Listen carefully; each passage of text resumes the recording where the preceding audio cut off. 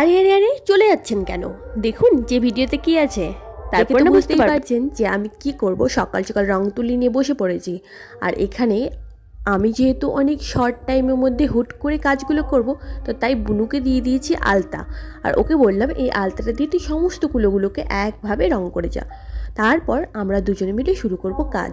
আর হ্যাঁ, অনেক দিন পর রং তুলি ধরেছি, কেমন হবে জানি না, সেই ভেবেই বসেছি যে যা হবে দেখা যাবে, আজকে তো কাজটা করেই ছাড়বো।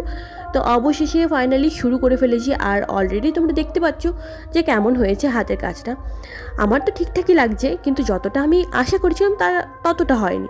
বাট ট্রাই করছি, অনেক দিন পর রং তুলি ধরা তো, যদি কন্টিনিউ হতে থাকতো তাহলে হয়তো হয়ে যেত। তো দুজনে মিলে বসে পড়েছিলাম। আর ও যখন হাঁপিয়ে গেছিলো একটুখানি করে, তারপর আমি সমস্তটা কমপ্লিট করেছি। আর তোমাদের কেমন লাগলো অবশ্যই কিন্তু জানিও। আর আমার ভিডিও স্কিপ না করে কিন্তু দেখতে থাকো।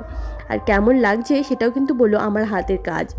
আর আমি এই কুলোগুলোকে খুব তাড়াতাড়ি করেছিলাম, একদিনের মধ্যে কমপ্লিট করতে হবে, তো সেই জন্যই আমি খুব তাড়াতাড়ি হাত চালাচ্ছিলাম। আর এত তাড়াতাড়ি কাজ করার ফলে কেমন হবে সেটা তো তোমরা বুঝতেই পারছো। তো এই হচ্ছে আমার কুলোগুলোর ফাইনাল কাজ। কেমন হয়েছে সেটা কিন্তু অবশ্যই অবশ্যই বলো। তোমরা না বললে আমি কি করে বুঝবো যে কেমন হয়েছে? কারণ আমার তো ভালোই লাগবে, কারণ আমি যেহেতু নিজে করেছি। নিজের কাজ কি কখনো খারাপ লাগে? নিশ্চয়ই লাগে না।